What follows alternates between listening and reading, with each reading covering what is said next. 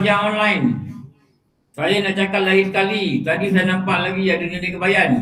Tolong pakai tudung bila nak buka online. Tadi seorang lagi keluar muka. Malam seorang lagi keluar muka. Saya tak tengok tapi saya still pop nampak muka dia. Dan saya kelang kabut nak cari, nak tutup video ni. Saya makan masa juga nak cari. Saya boleh turn on dia video, turn off dia video. Saya boleh buat sebab saya admin. Tapi saya minta sebelum buka online pakai tudung dulu. Dengan muka tak mandi, dengan tak pakai tudung, burung tau apa. Tadi seorang lagi keluar. Apa perasan? Nampak tak? Dalam online. Saya cakap banyak kali, pakai tudung. Dengan muka tak mandi, tak muka dia boleh mana tu. Ni dia rakam tau. Abang Deza rakam. Nanti orang tengok rakaman, orang tengok lagi muka kita. Itu yang saya tak nak. Sebab tu saya cakap pakai tudung. Saya cakap banyak kali, pakai tudung baru buka online. Sebab kalau terbuka video, nampak muka boleh tahan lagi. Nampak aurat rambut tu yang kita tak nak. Saya cakap banyak kali, pakai tudung. Okey. Ini kat sini, tengok slide. Dekat sini, takluk bagi kalam. Jumpa lagi perkataan ni. Cakap pun dah banyak kali. Rasanya dah faham dan mengerti pada hukum adat. Lepas tu dah faham. Sebab cakap dah banyak kali pasal takluk. Dah boleh bercakap-cakap pasal takluk.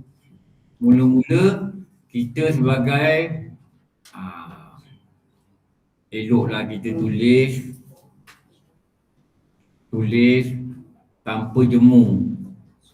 Tanda tahu atau tak tahu tak apa, kita tulis. Ta'rif ta'alluq. Ta'rif ta'alluq. Tugas tambahan selain berdiri pada zat.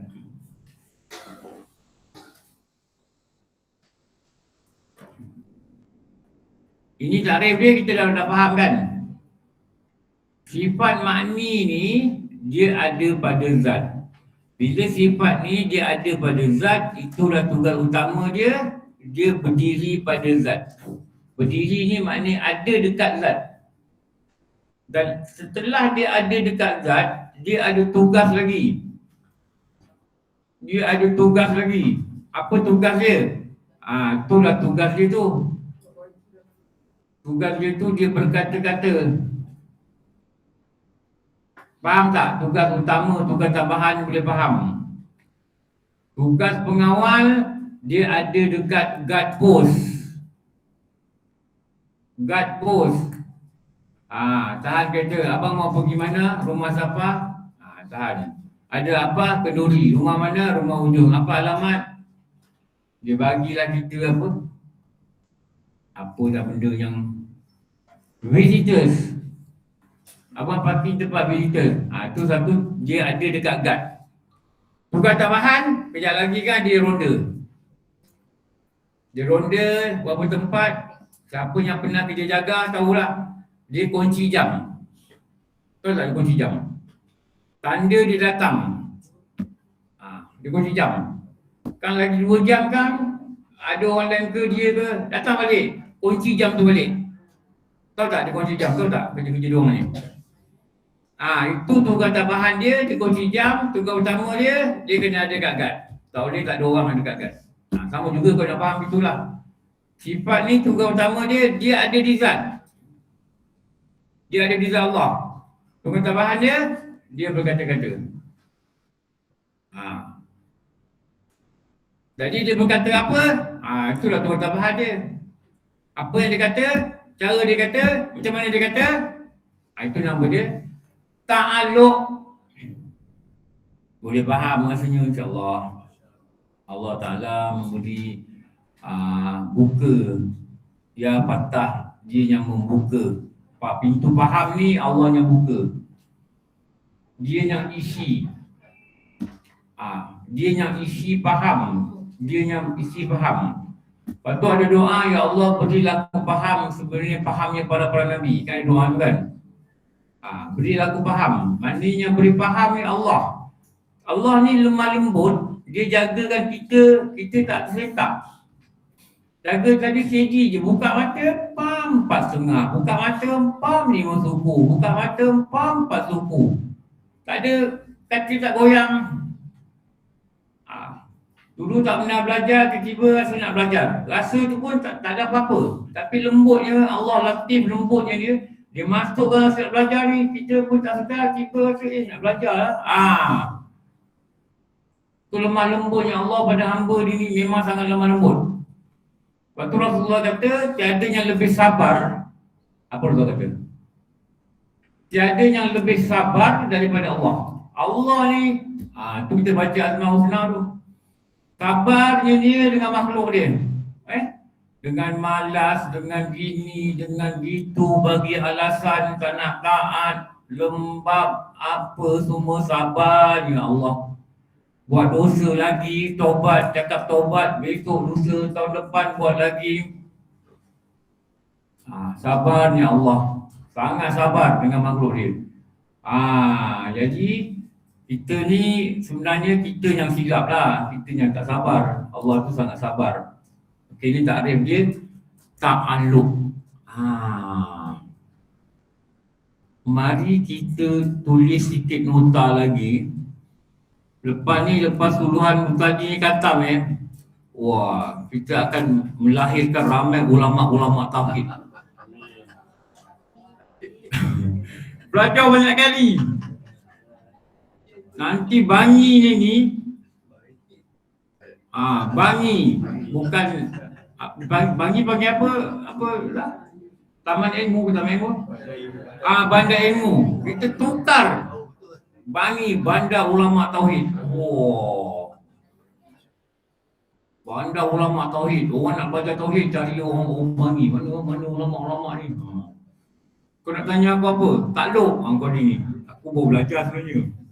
Tapi aku bolehlah cakap engkau takluk ni apa. Nanti keluar satu statement, kerajaan Selangor mesti akan bangi bandar ulama tauhid. Main. Dia cakap takluk kan? Apa? Entah ada cakap. Alhamdulillah. Hukum mengetahui apa? Hukum mengetahui takluk. Fardu bukan fardu ain. Kifayah.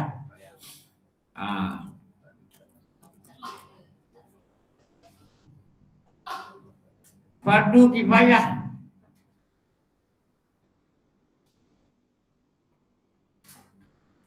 Lagi satu. Maklumat takluk ni.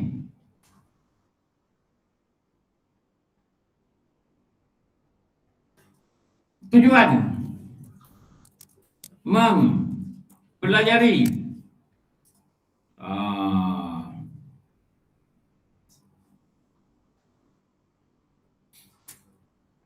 Zakatan nanti kita buatlah majlis graduasi lah.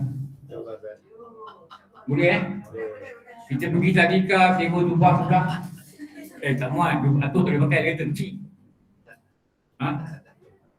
Asal dia buat Bukan dia buat kelas. Classroom? 6 kelas. 6 kelas? Kelas sekolah lah. Kelas sekolah yang beberapa tahun. Kita buat majlis graduasi. Ulama-ulama tauhid dipersilakan. Ulama pertama Muhammad Ramzan Abdul Ghani.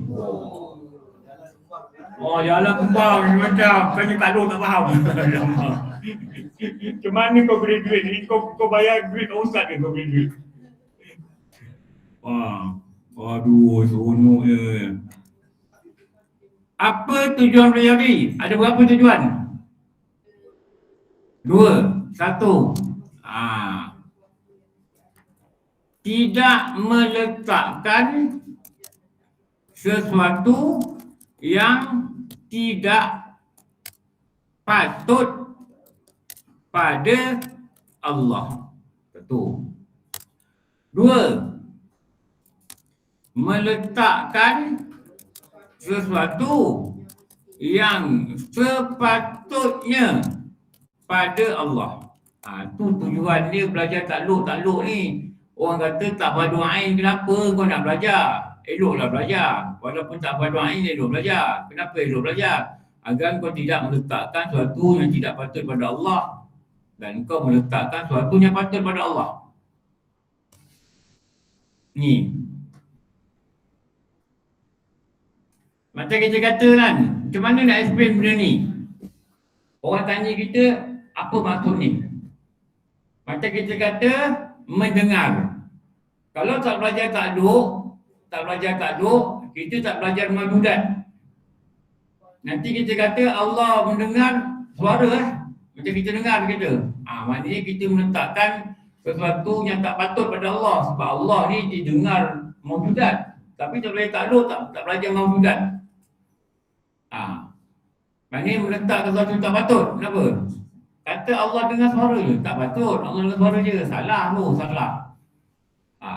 Patut dia tak letakkan benda yang patut. Apa dia? Allah mendengar maujudat.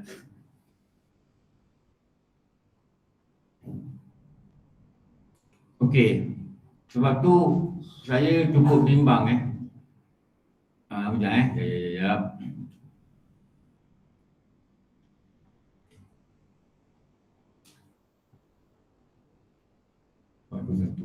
Okey. Saya cukup bimbang bila saya tanya dekat kampung Medan. Saya tak tahulah ada orang ni memang tak boleh jawab ke, malas nak jawab ke, tak tahu nak jawab ke, saya pun tak pastilah. Tapi kalau memang tak boleh jawab dalam keadaan pernah khatam satu kitab saya rasa ini satu yang perlu dibimbangkan lah.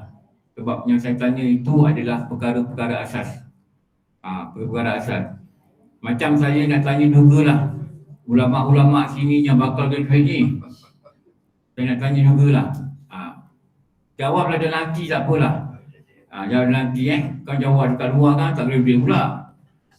Jawab dalam hati. Kalau ada jawapan, okeylah. Kalau tak ada jawapan ni atau jawapan salah ini sesuatu yang tak sangat tidak baiklah.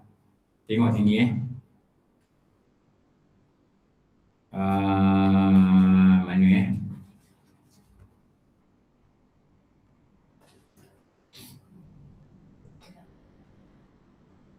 Okey. Saya tulis soalan, terjawab, tapi semua orang kena jawab nanti tu. Kita buat kaedah macam mana Jibril mengajar Rasulullah. Apa kaedah dia? Tuan jawab. Wahai Muhammad, apakah itu Islam? Jawab, benar engkau. Wahai Muhammad, terangkan padaku tentang iman. Jawab, benar engkau. Sebab tu suruhan tadi ni digunakan kaedah Jibril mengajar Rasulullah. Kaedah apa? Soal jawab. Sebab tu cikgu-cikgu dia banyak soal. Tengok tak cikgu? Cikgu itu dulu dia tanya anak murid sampai murid beritahu. Cikgu dulu pegang hutan tak? Cikgu Bibah? Mana cikgu Bibah? Pegang hutan? Tak pegang hutan? Oh, tak ada pegang hutan? Mana budak-budak kau hajau? Tapi budak-budak tak pakai saman tu macam mana? Ajar lah. Ajar lah Salah penonton pegang lah kan. Itu budak-budak. Itu budak-budak awal tua tak boleh. Itu yang diajar di IPG kan. Anak saya selalu dia cakap. Dia kata kalau budak bising ambil pelajaran, buat itu dia kata. Dia ada di cerita saya teknik yang dia belajar lah. Tapi kalau cakap aku hutan kau, tak boleh pakai lah. Kata tu tak boleh pakai. Susah tak perlu hutan budak-budak. Tak tahu apa saya. Hutan punya kaedah Rasulullah tu. Rasulullah kata dalam hadis, Allah Ta'ala merahmati satu rumah, dalam rumah tu ada hutan. Buang tak buang tak kira lain. Dulu kami pindah, hutan bawah katil dia suruh ada 6. Saya fikir mana hutan ni budak-budak dibuang ke? Saya tak hutan pun sebenarnya, saya letak je. Tapi kadang-kadang tak lepas jugalah. Terlepas juga buntut dia. Kalau degil sangat, tak lepas je. Dia tukang buang hutan ni. Dia tak nak saya pukul budak, saya bukan anak dia lembab dia, duduk lagi dia. Dah lembab sangat semayang, malas sangat semayang, kejut malas masa subuh, kadang bukan sebab dia, sebab katil. Katil dia kena, katil kayu, segi je.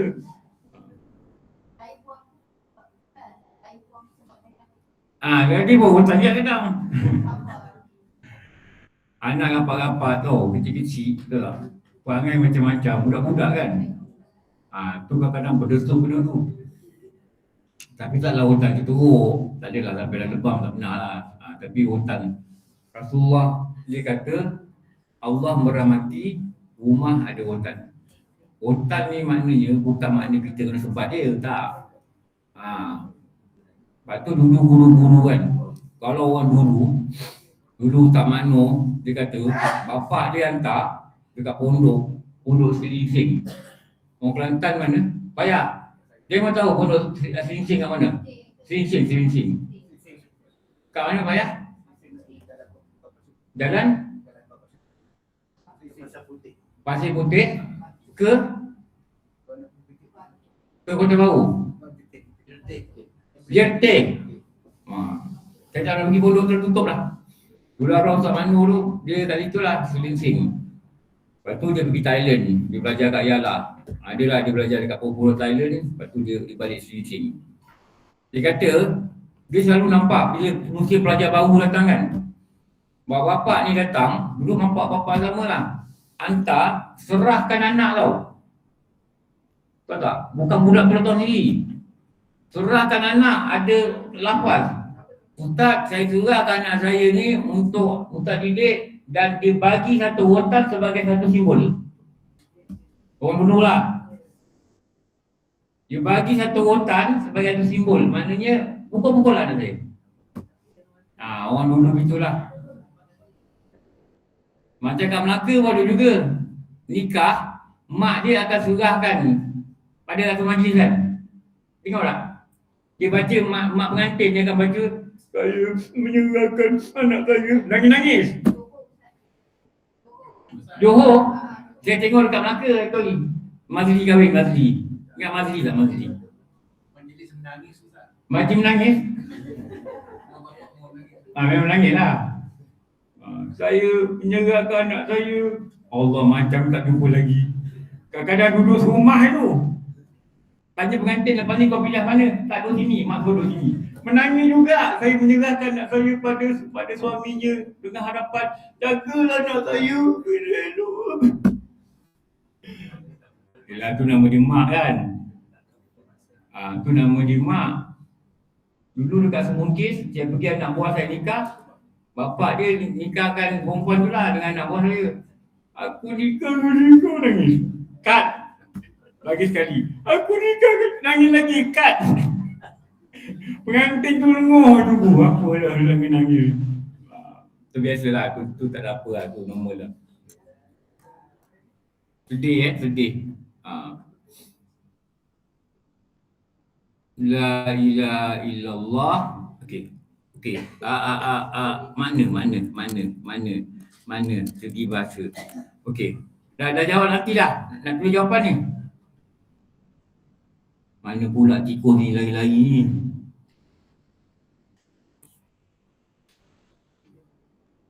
Wah, Ramlan belanja satu gambar. Cantiklah gambar. Saya nak kongsi gambar ni. Gambar saya tengah duduk mengajar, bercakap, dia pakai AI. Bertemu sahabat kita untuk mengeratkan silaturahim, merapatkan persaudaraan. Yang best ni gambarnya ada gigi. Itu yang benar. Makna segi bahasa, kita buat direct translation. Okey. Dah jawab dah? Dah. Okey. Tiada Tuhan melainkan Allah. Okey. Betul tak jawapan?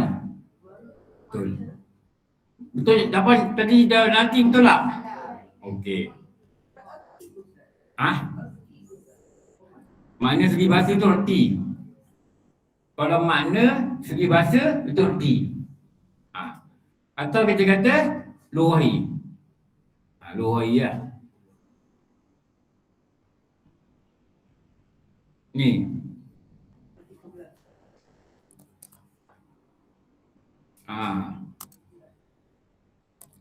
Makna yang lazim. Okey.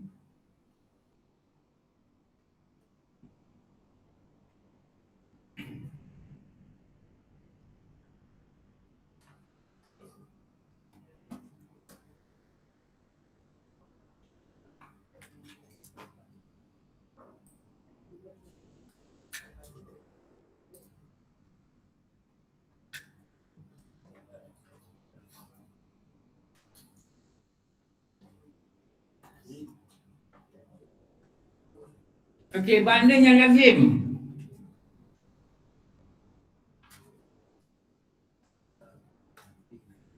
Ada empat. Dah jawab dah? Dah jawab dah empat? Jawab empat apa Ustaz? Satu tak dapat.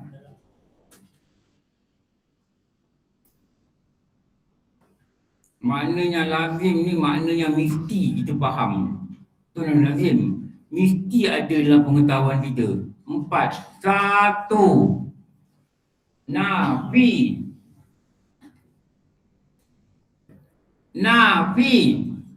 Keyword dia nafi. Nafi apa? Uluhiyah. Pada makhluk. Nafi. Ringkas dia, buat ringkas. Apakah makna lazim? Satu, nafi uluhiyah pada makhluk. Uluhiyah ni apa? Sifat ketahanan pada makhluk.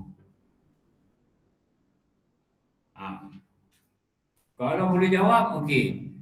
Kalau tak boleh jawab, macam mana nak buat graduasi pun. Lepas nafi ni nak kena buat apa? Isbat pula. Bila isbat, apakah perkataan mula? Mula.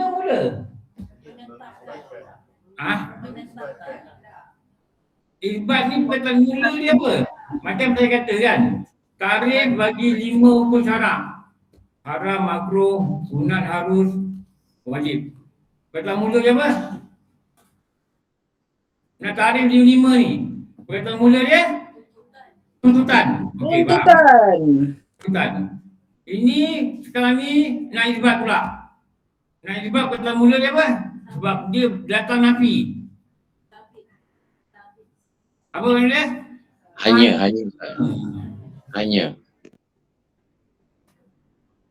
Hanya memiliki sifat ketahanan. Tadi tolak semua. Nafi, tolak. Bukan. Habis kalau sini bukan, siapa dia? Hanya dia.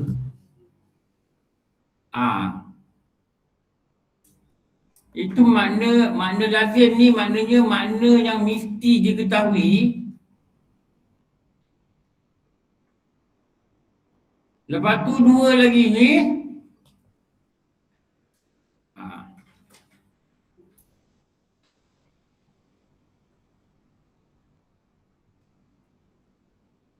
Ni senang nak ingat.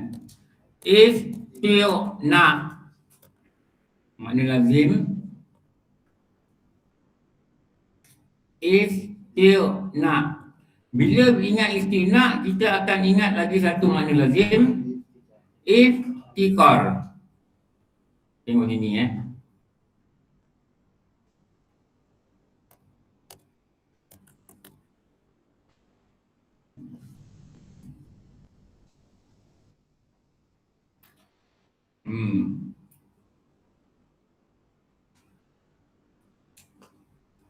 Pagi tadi ada orang tanya saya, Ustaz, pagi ni imam tak sujud sahwi, imam tak baca kunut. Imam ni dulu pun dia tak baca kunut, tapi dia sujud sahwi. Ada jemaah sujud, ada jemaah tak sujud, dia kata. Pagi ni dia tak sujud sahwi, dia tak baca kunut, tak sujud sahwi, tapi ada jemaah sujud. Jadi semua orang dah keliru, bukan pakai motor cerita macam mana hukum sembahyang. Tu saya cakap tak belajar. Tak belajar tau. Sunat-sunat dalam sembahyang jemaah antara imam dengan makmum, dia kena faham satu benda, dua perkataan. Apa dia? Muafakat baru berkat. Apa orang muafakat apa? Muafakat buat, muafakat tinggal. Dia pegang kunci ni, selesai. Muafakat buat ni maknanya imam buat, kita mesti buat. Apa dia? Dua je sunat. Satu sujud sahwi, satu lagi apa? Sujud sajadah. Ini hukum dia muafakat buat. Imam buat, engkau kena buat. Hukum dia muafakat buat. Tapi kalau pada sujud sajadah, tambah lagi hukum muafakat tinggal. Kalau imam tinggal, kita buat, kita baca sembahyang. Imam buat, kita tak buat, kita baca sembahyang. Jadi sujud sajadah, muafakat buat, muafakat tinggal. Tapi sujud sahwi, muafakat buat, tak muafakat tinggal. Maknanya kalau imam tinggal, kita boleh buat. Itu maknanya tidak muafakat pada tinggal, tetapi muafakat pada buat. Itu dalam jemaah ni kita faham perkataan tu. Kita faham perkataan tu, kita masukkan apa buatan dia, InsyaAllah kita selesailah masalah. Saya ada masa dulu, beberapa tahun lalu, Ustaz Long telefon. Dia kata, abang saudara dia ke, tanya dia. Dia pun tak pasti, dia tanya saya lah, dia call saya. Ustaz Long, beberapa hospital. Ustaz dia kata, lepas sembahyang subuh, imam ni tepuk dahi. Allah, lupa ambil wuduk. Aku lupa ambil wuduk, aku boleh terima lagi. Allah, lupa mandi wajib. Macam mana? Dia bilang salam tu, imam tu kan? Salam, Allah, lupa mandi wajib. Macam mana? Lepas tu, dia cakap dalam grup, makmum semua dikenaki qada solat. Kenapa saya tadi lupa ambil wuduk sebab tu datang ke surau menjadi imam sembahyang subuh. Okey, makmum jawab apa?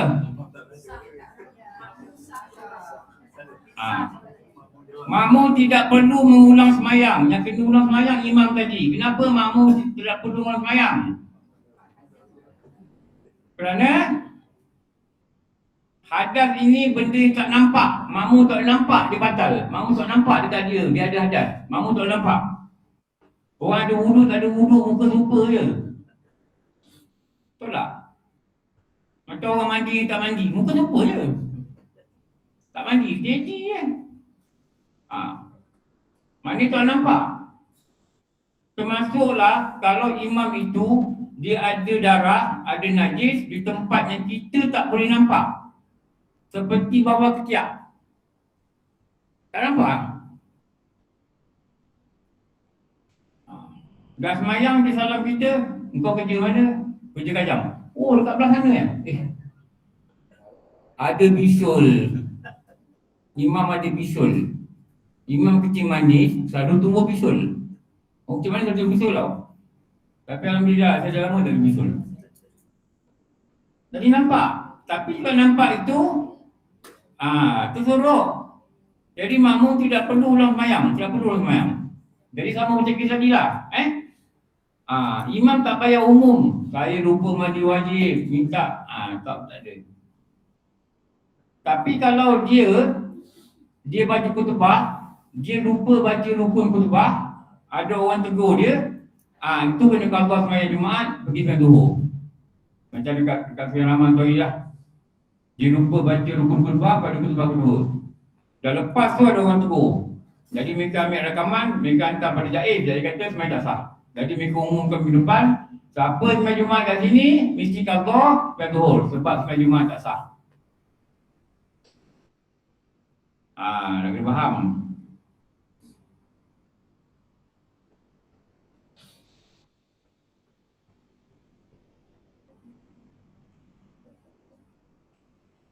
Lepas tu lagi kita cakap kan, kalau orang seseorang itu dia datang, dia datang musafir dan dia keluar musafir itu sebelum karya ada, sebelum masuk waktu subuh.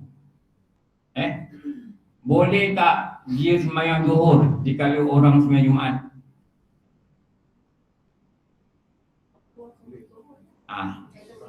Orang sembahyang Jumaat, dia niat sembahyang zuhur, boleh tak? Boleh, lepas tu 2 rakaat dia bangun. Tapi eloklah sembahyang Jumaat. Baru walaupun dia boleh sembahyang zuhur sebab dia keluar sebelum subuh. Katakanlah dia ingat dia orang ni sembahyang Jumaat. Dia niat sembahyang Jumaat. Sebenarnya orang itu sembahyang zuhur. Tapi dia niat sembahyang Jumaat. Sah tak sembahyang Jumaat dia? Orang tu tak cukup 40 orang. Dia tak tahu pun tak cukup 40 orang. Dia datang-datang tengok orang tengah ada orang takbir. Dia kata dia sembahyang Jumaat ni. Sekali dia sembahyang Jumaat. Lepas rakaat kedua, orang bangun. Dia niat sembahyang Jumaat. Sah yang lain dia? Tak sah lah. Sebab sembahyang Jumaat mesti berimamkan imam yang sembahyang Jumaat.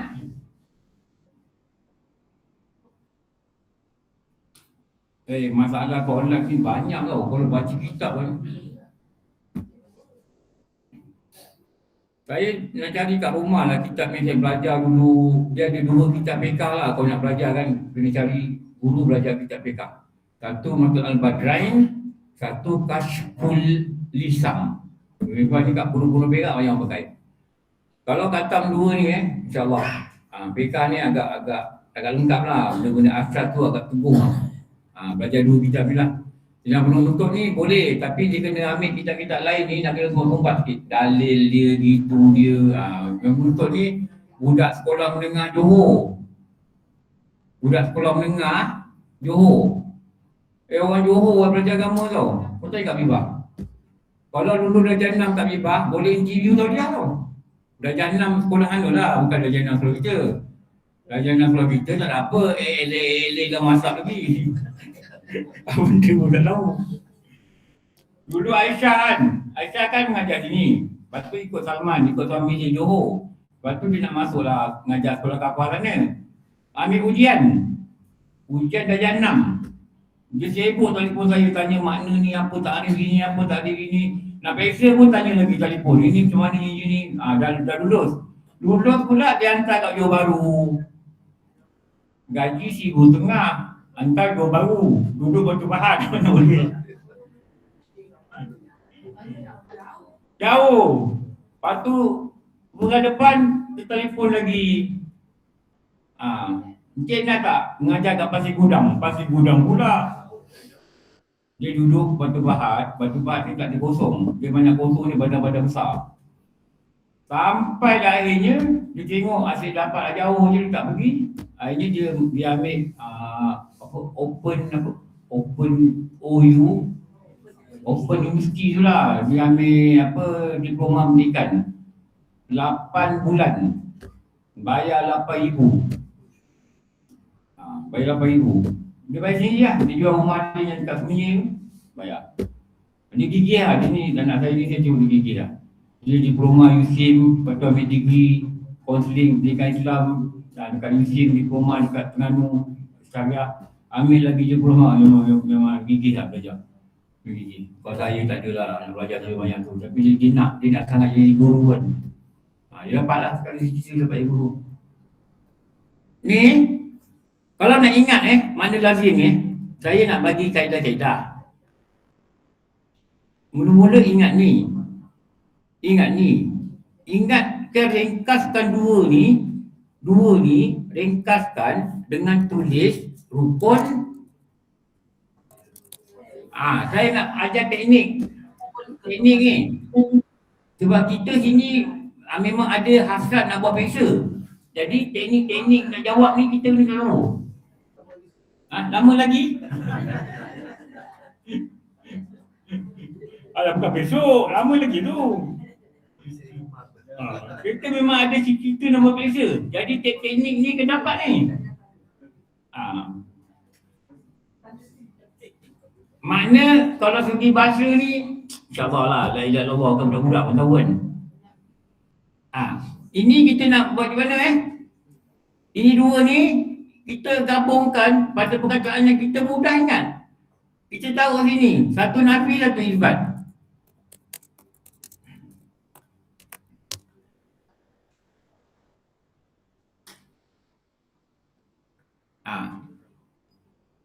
Ingat tu je. Nafi sifat ketuhanan pada makhluk. Patut isbatkan atau mengisbatkan hanya Allah atau tulis hanya Allah memiliki sifat ketuhanan. Tu satu. Nafi isbat pada apa? Nafi isbat pada sifat ketuhanan. Gini sifat ketuhanan. Alamak, apa ni?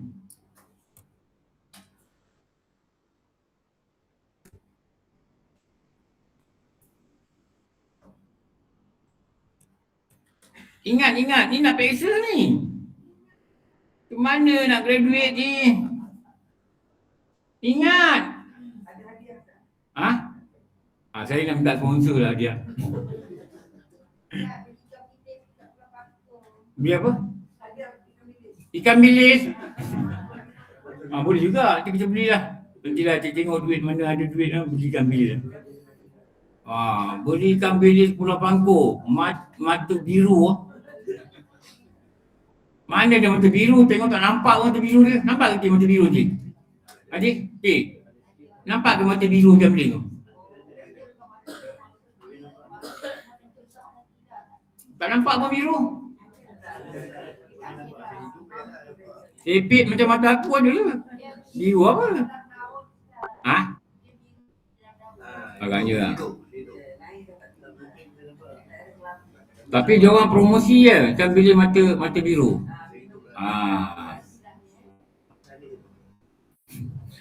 Dia beranak kat negara lain pun. Apa Indun? Teknologi apa?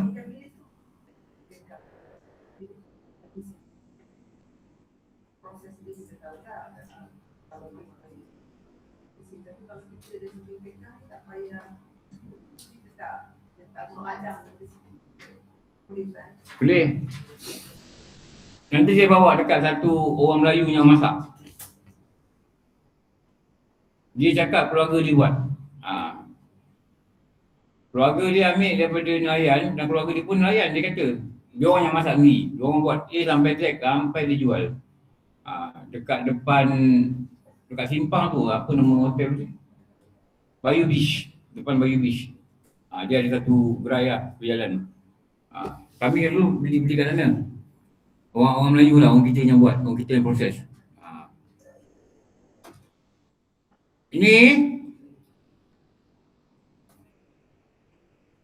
Ini cara-cara ni. Cara-cara nak ingat. Dia nak ingat ni mesti ada teknik dia. Jadi cara-cara ni lah yang kita nak tengok. Agar benda ni kita boleh hafal. Untuk menghilangkan penyakit lupa. Ni. Tengok triangle ni tak?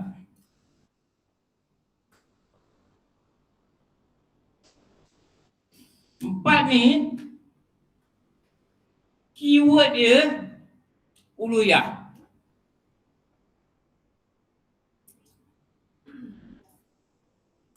Keyword dia apa bahasa Melayu? Apa dia? Kata kunci. Kunci perkataan dia untuk membuka segala mana uluhiyah. Saya apa ni, saya guna teknik ni lah. Kadang-kadang teknik saya buat sendiri. Tengok apa benda yang sama begitulah tengok. Mari belajar ni kena guna dah otak sikit. Lembab macam mana nak dapat. Ketuhanan. Ni tiga segi ni tulis macam ni. Saya nak ajar teknik dia ni. Ni cikgu dia pandai ni. Kalau cikgu sekolah dia memang pakar bidang ni. N-A-F-I.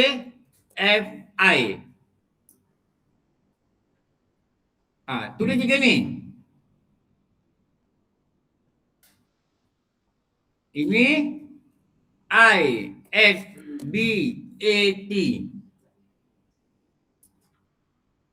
Atas ni apa yang tulis? Ni tiga angle ni. Angle apa? Sudut. Tiga sudut. Ini tulis R-U-K-U-N.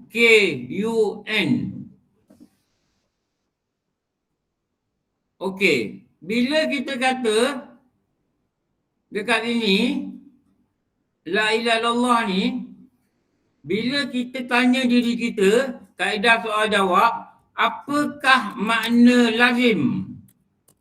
Kita buat question mark. Kita akan ringkaskan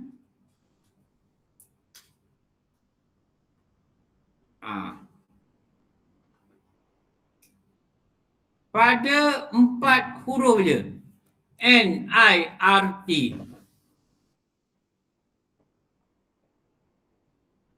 Nampak tak?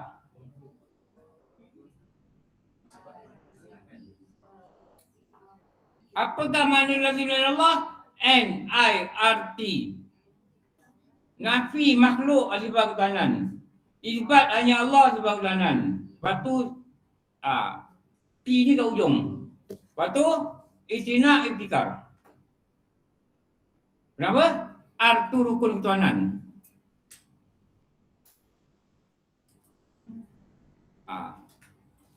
Atau wakil kot ganti.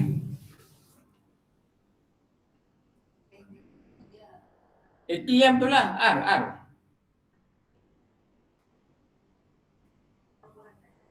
K lah ketuhanan. Apakah makna lazim bagi la ilaha illallah? N-I-R-K. Apa? 1. Nafi makhluk ada ketuhanan. 2. Isbat hanya Allah sebagai ketuhanan. 3. Allah itu memiliki 2 lagi. Apa? I istina. Lagi satu rukun ketuhanan apa? Iftikar. Jadi bukan raja tu begini. Ini makna lazim ni apa? Apa makna perkataan lazim?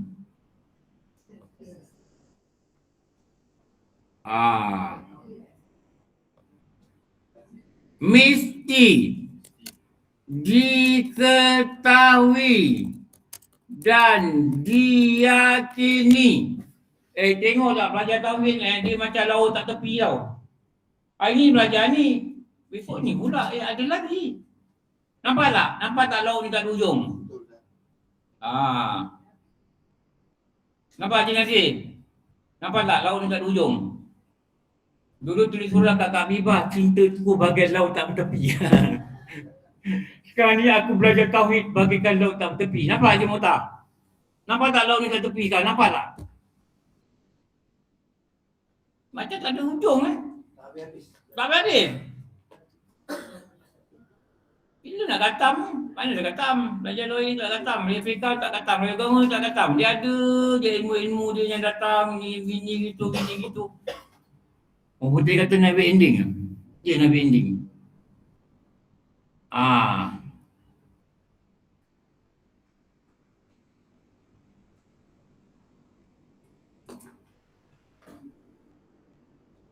Lagi.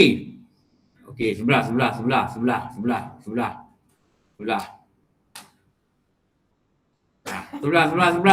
ni. Tengok ni pula.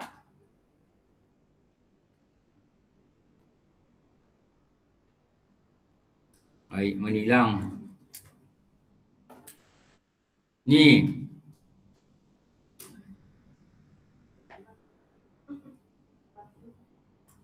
Muka surat berapa? Tak ada muka surat. Salin ni. Salin ni. Ni.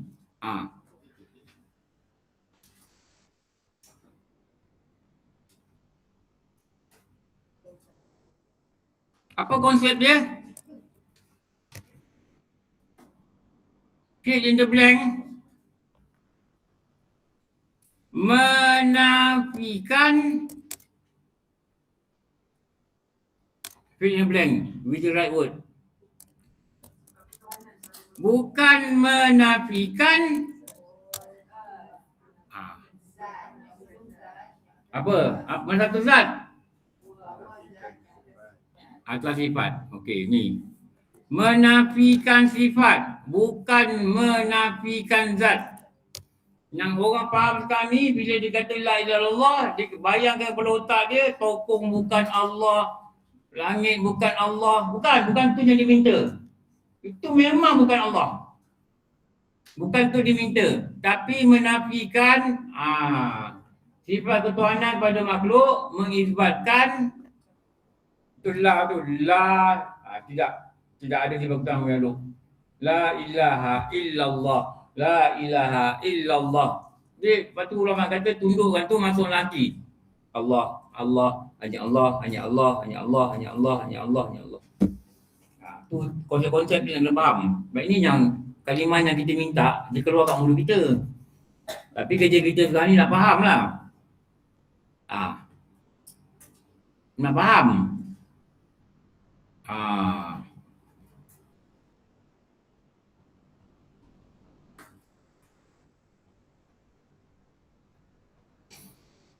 Ini dua juga yang tadi, yang kita tulis tadi.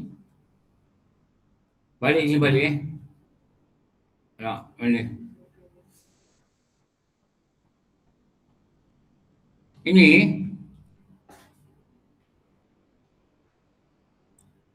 dua ni juga, ni dua Ni dua ni. Baik, balik.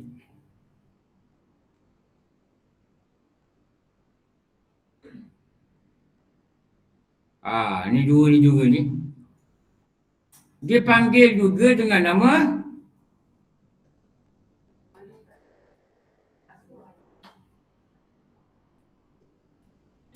tak keluar tu.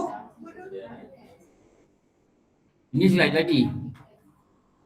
Ini dua juga diberi nama nafi ini, isbat ini juga dipanggil dengan satu nama maksud utama kalimah.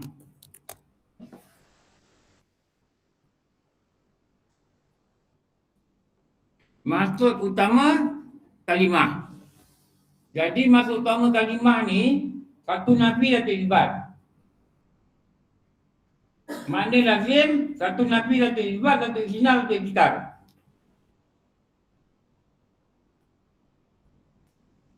Ulama dia bagi-bagi itu bagi agar benda ni difaham dengan keadaan yang betul, difaham dengan keadaan yang tepat.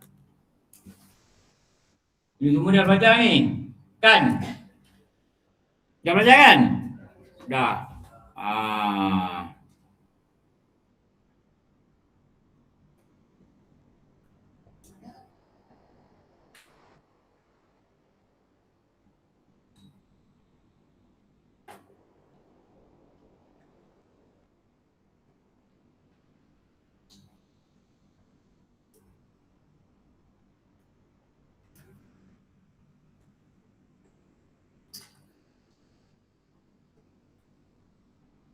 Okey, ni dua.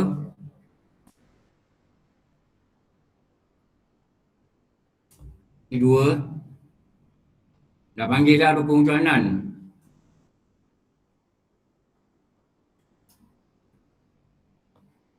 digabungkan membawa kepada maksud. Digabungkan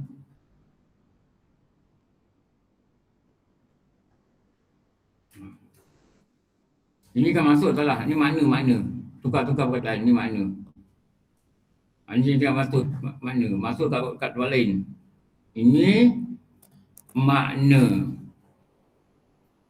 Dekat sini empat-empat ni digabungkan, maka lahirlah maksud pula.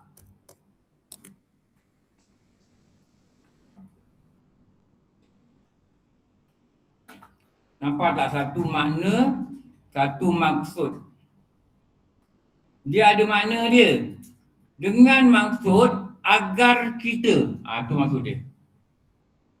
Itu mana maksud? Dengan maksud agar kita bila fahami makna ni, apa kita kena buat. Itu nama dia maksud.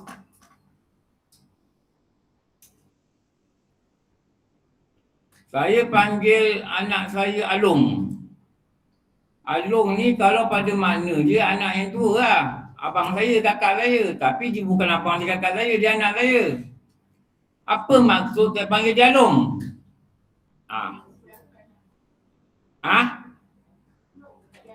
Apa maksud kenapa saya panggil dia Alung? Bila dia Alung, dia mesti ada adik lah. Kalau tak ada adik mana panggil Alung. Bila saya, apa maksud saya panggil dia Alung? Dia bukan abang saya, dia bukan kakak saya. Supaya maksud saya, adik-adik dia ni panggil dia Alung. Hormat dia sebagai kakak yang tua. Nampak tak maksud orang tua dulu Faham? Dia bila nikah, ada majlis membatalkan air semayang. Boleh tak pengantin lelaki angkat punggung, dikentut semua, dah batal, dah. Boleh? Kau kata rajang dengan Pak Imam, kau buatlah depan dia. Atau dia kata, Pak Imam, saya tak ada wudu dah. Saya tadi datang sini nikah pun saya tak ambil wudu. Boleh? Tak. Apa maksud orang tua-tua cakap? Kau datang, kau ambil wudu. Nak sunat kau ambil wudu, nak nikah ni sunat ambil wudu lah. Lepas tu nak ajar, engkau dah kahwin, kau ingat dengan bini kau batal wudu. Itulah membatalkan semayang. Itulah dia suruh sarungnya cincin tu. Bila sarung cincin, tersentuhlah lelaki perempuan suami isteri ni. Itu nama dia majlis batal wudu. Pada maksud nak ajar pengantin batal wudu. Nanti bila pengantin dah belajar, boleh belajar tak batal wudu macam mana. Adalah pada mazhab-mazhab lain ada syarat dia. Ada tu belajar kemudian lah. Nampak orang tua-tua dulu dia. Zaman kita dulu ada nama belanja hangus. Kalau hantar hangit baru rumah. Dulu ada tau, sekarang tak ada lah. Belanja hangus ni kalau hantar burn. Tak boleh minta balik. Putus tunang ke, kenduri tak jadi ke, pengantin meninggal ke, tak jadi kahwin ke, apa-apa sebab bergaduh ke, belanja tu dah hangus. Lepas tu ada pula ganti double. Tu ada ganti double Perempuan putuskan tunang, lelaki dah bagi hantaran gitu Saya kadang-kadang jadi wakil ni, saya malas jadi wakil lah sebab kadang saya geram. Saya jadi geram perkataan orang tau. Saya pernah dulu anak saya AP kan. AP ni bagi hantaran sebagian. Sebab dia minta waktu tunang hantaran dia 10, saya bagi 5. Jadi saya tanyalah, kalau apa-apa terjadi lah yang kita tak minta ke? Kalau lah kahwin yang tak jadi lah. Jadi yang wakil cakap ni, taklah tua sangat. Agaknya 40 lebih lah. Dia kata kalau jadi apa-apa, kita akan tubuhkan penyiasatan. Ingat lagi dia cakap. Kita akan tubuhkan penyiasatan. Saya kata ni, dan hati cakap lah. Ini macam penyiasatan diraja ni. Kalau salah ini dari pihak perempuan, kita akan serahkan balik 5,000. Kalau salah dari pihak lelaki, kita takkan serah walau 1 sen pun dibeli tau. Aku rasa tepi sangat dia. Tapi saya malah jadi wakil tau. Sebab orang cakap ni kadang-kadang kau cakap lah bila sikit kan. Kau cakap dengan aku nak mengeningkan anak buah kau. Saya kadang jadi geram tau ni. Lepas tu saya malah jadi wakil-wakil cakap ni. Kita adik saya. Dia kata dia datang rumah dulu. Dah saya dah lambat. Saya ada daurah. Lepas tu jam dengan apa. Saya tak apalah jumpa kat rumah pengantin. Saya WhatsApp dia. Siapa nama pengantin perempuan ni? Sebab memang kita ni adab kita. Saya datang ni nak meminang bagi pihak anak buah saya nama sekian-sekian pada perempuan nama ni kan. Dia tak jawab-jawab. Bila saya sampai, saya nampak dia masuk rumah. Saya tunjuk dia handphone. Dia macam apa dia tak faham apa saya cakap. Bila orang ni tanya nak meminang siapa? Saya kata saya minta maaf, saya dah bawa adik saya tak jawab. Dia kata anak untuk rumah ni ramai. Pada saya engkau dah tulis tau, majlis pertunangan kan. Nama anak buah aku dengan anak buah kau kan. Apa yang kau lorat kau nak tanya aku? Betul tak? Kau nak cakap begitu kan? Saya cakap. Lepas tu dia cakap, ini sebenarnya bukan majlis meminang. Sepatutnya tuan ikut adat, tuan kena merisik dulu. Lepas tuan cakap merisik, saya tanya pengantin perempuan, kau dia kata terima, baru tuan cakap tuan nak meminang. Dia kata risau, dia ajar saya tau. Saya kata, nak cakap apa kepada otak kau? Kau punya cermin tu, selamat bertunang nama anak buah kau dengan anak buah aku. Tengok. Kau tengok. Tuan kena ubah cakap, saya ni nak merisik dulu. Begitu dia kata. Saya dah lah penat ni balik daurah ni. Makan tengah hari belum ni, dia bertiga ni kat dalam. Saya kontrol dengan muka senyum yang tak ikhlas ni. Saya cakap, saya minta maaf lah sebab saya ni, adik saya kata majlis ni majlis pertunangan. Dan saya nampak pun saya baca ni, selamat bertunang. Ni nama anak buah encik kan? Ni nama anak buah saya. Dah tulis kan saya kan? Tunangan kan? Jadi saya dah tak adalah tanya terima tidak saya tanya. Sebab budak sekarang bukan macam budak dulu. Nak isi-isi budak sekarang belum bertunang dia dah angkut naik motor. Saya cakap. Saya geram tak saya tahu anak buah saya bawa dia naik motor.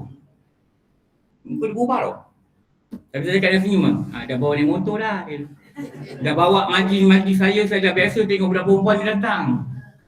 Saya geram lah, saya lepas tu dulu tau. Tapi muka dia dengan senyum lah. Saya dah tengok budak perempuan banyak kali dah kat rumah adik saya. Masa kahwin anak dia, semua abang dia tengok dah. Jadi saya tak rasa lah benda ni nak perlu dia risik lagi. Muka dia berubah. Sejak tu saya cakap adik saya, jangan panggil aku jadi wakil cakap. Saya cakap adik saya. Nak 2 cincin pula. 1 cincin bulat itu merisik. Lepas tu cincin itu belah rotan. Lepas tu belah apa benda, belah kepala otak benda belah tu. Aku tak mau cakap, aku geram tu.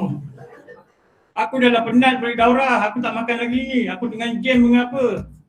Cuti pun dah penat dengan kereta. Kita dah penat dah ni. Daurah soal tak jawab. Lagi geram.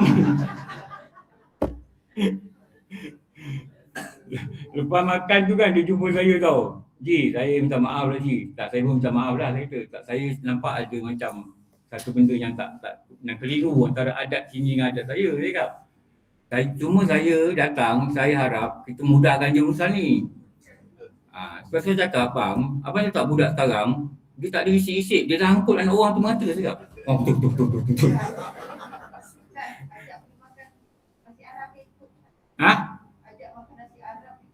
Macam saya dengan tu saya kasih Arab dia.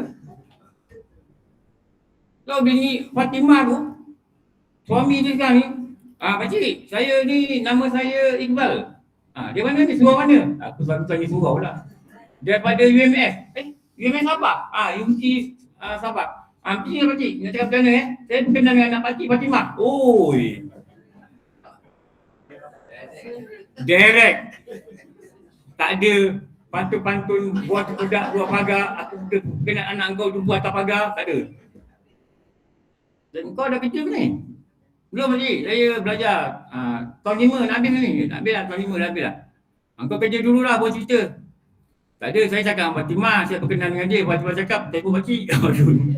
Aku cakap, Mak, tu kenapa tu call aku? Habis, tak apalah, habis cakap dengan dia apa. Budak sekarang tu. jumpalah kedai nasi Arab. Amin jumpa kedai nasi Arab, Salman jumpa kedai nasi Arab, dia pun jumpa kedai nasi Arab dekat mana? Seremban. Dia datang dengan bapak dia ke? Datang seorang. Saya tengok dia datang dengan motor. Salman dulu kedai nasi Arab tu belakang reko tu. Pakcik, kau tahu 5 Aisyah tahun 3, kau tahu? Tahu. Kau betul nak kahwin? Lepas tu dia kata, saya mana kahwin pakcik. Saya beli hantaran tak ada, saya ada RM1,500 je.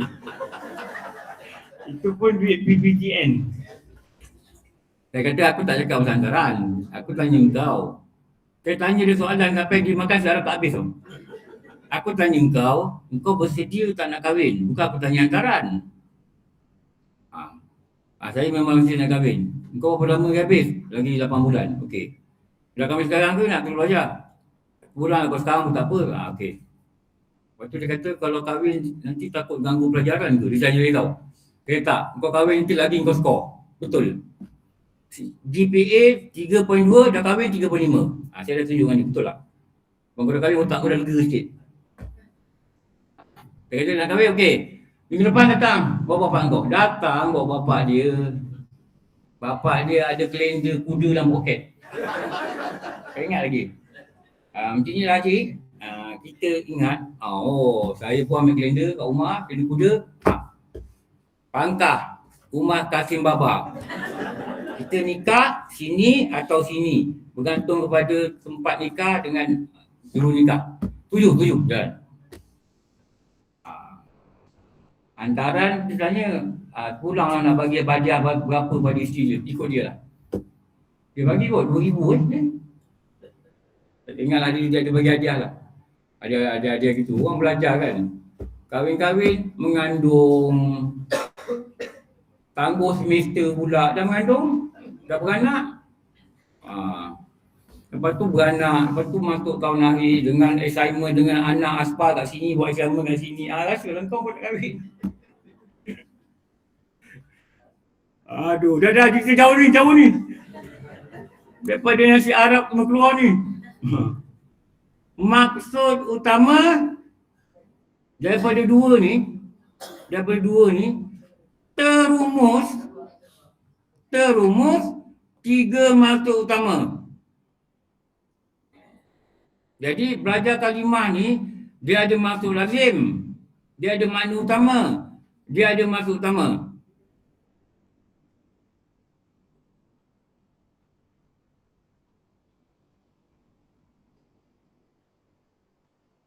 Satu, mentauhidkan Allah. 2, nafi makhluk ada sifat ilah. 3, tiada menyekutukan Allah. Okey, ini 3. Ini 3.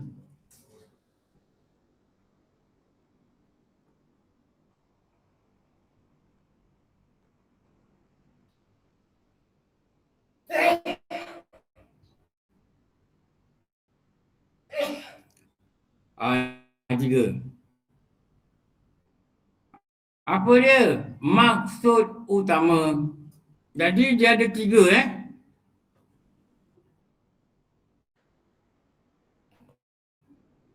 Satu, makna utama.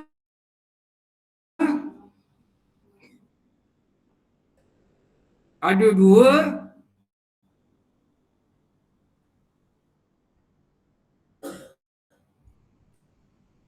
2, 3. Mula nak mudah, buat makna lazim dulu. Buat yang 4. Dan belum 4 tu ambil 2 atas tu jadi makna utama. Dan belum 4 ni hasilkan 3 maksud. 1, jangan syirik. 2, mentauhidkan Allah. 1, jangan syirik. Tiga, nafikan makhluk ada uluhiyah. Mudahlah gitu. Okey. Sekarang ni kita balik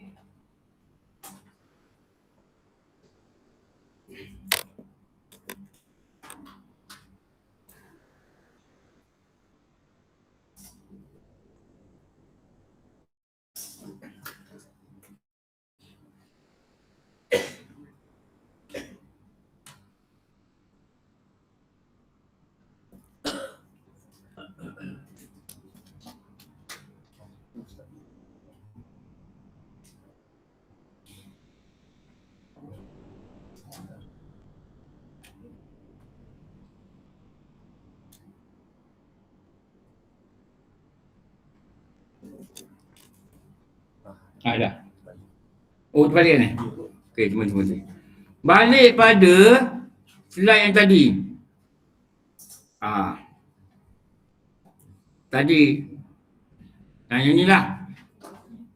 Yang ni. Kita dah cakap maksud, kita cakap hukum, kita dah kata tujuan. Tempat ni maknanya di manakah kalam itu, di mana dia bekerja, di mana dia bertugas. Dia bertugas pada 3 perkara. 1 wajib, 1 mustahil, 1 harus. Tempat takluk bagi kalam ialah perkataan-perkataan yang wajib, kata-katanya wajib, kata-katanya mustahil, kata-katanya harus. Okey. Tempat takluk bagi kalam ni sama tempat dia dengan sifat ilmu. Ilmu ni Allah mengetahui yang wajib, Allah mengetahui yang mustahil, Allah mengetahui yang harus. Kalam ni dia bercakap pada perkara wajib, dia bercakap pada perkara harus, dia bercakap pada perkara mustahil.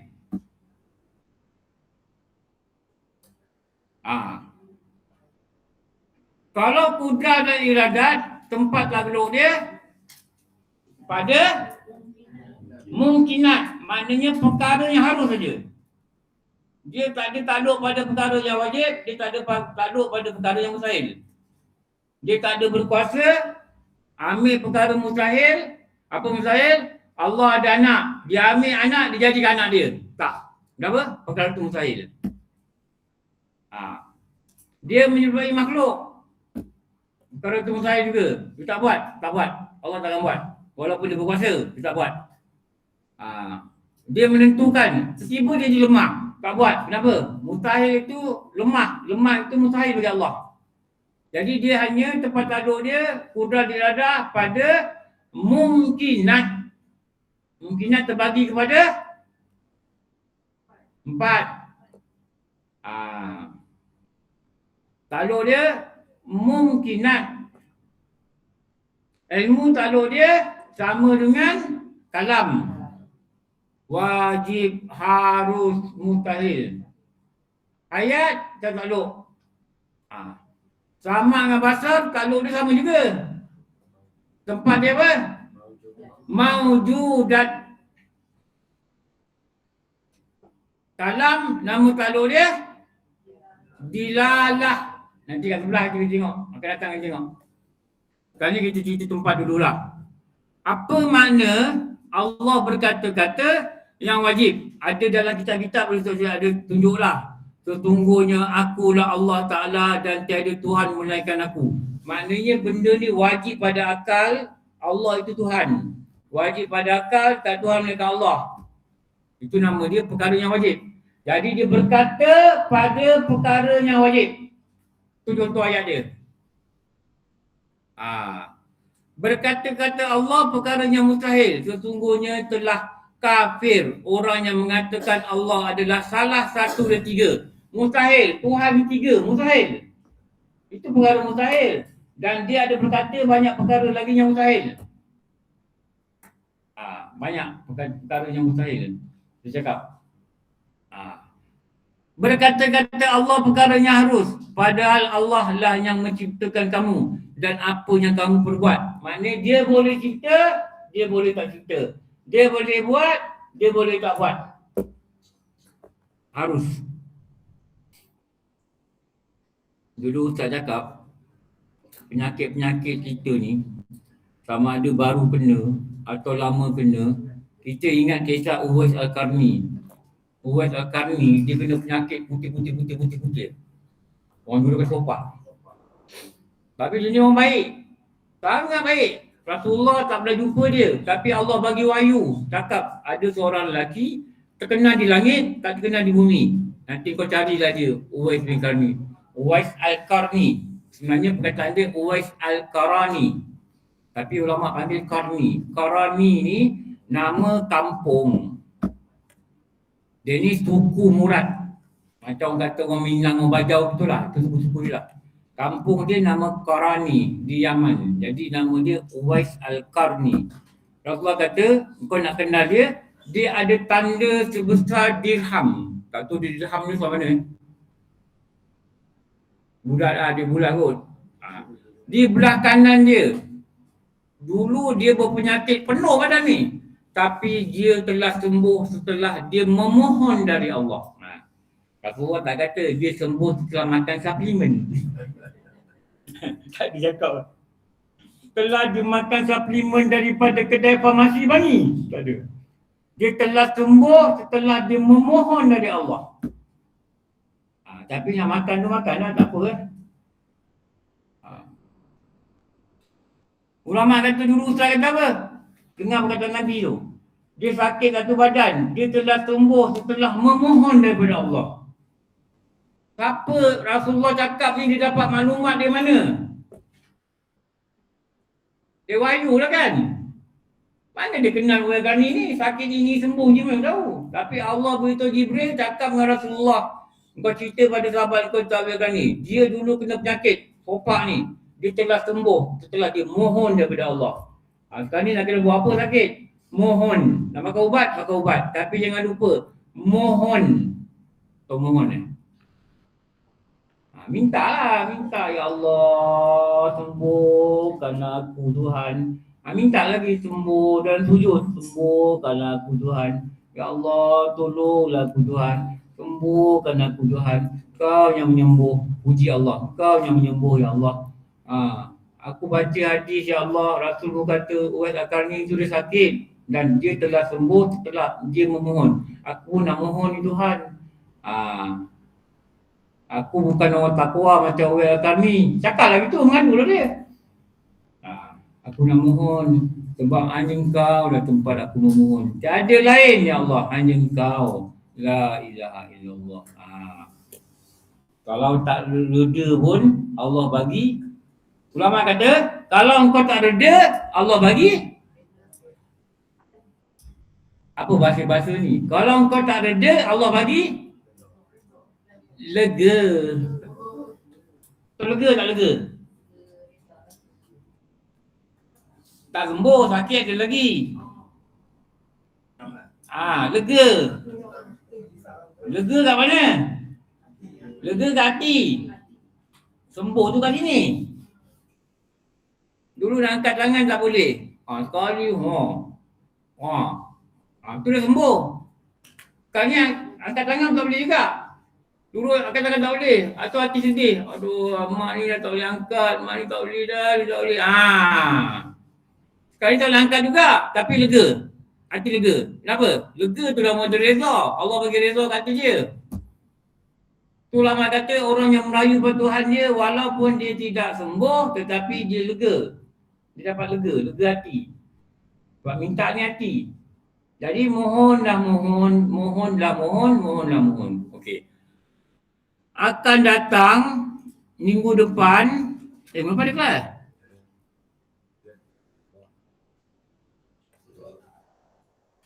Kita baca ni pula.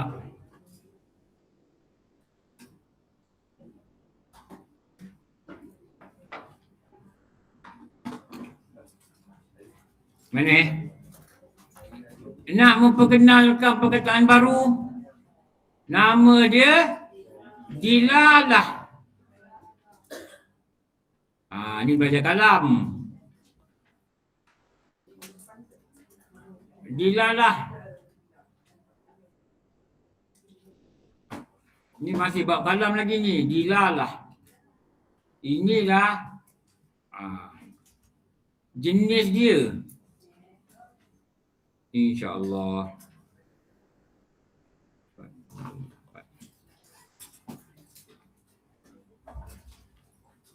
Mari kita doa. Keluarga kita dah tunggu kita doa ni. Kita dah sebut nama mereka. Mari kita doa ramai. Orang online jangan keluar dulu. Amboi. Orang keluar. Kau tak nak doa ke? Jangan bulan sekolah nak cepat balik. Nak keluar dulu, doa dulu. Lepas tu kan baru balik.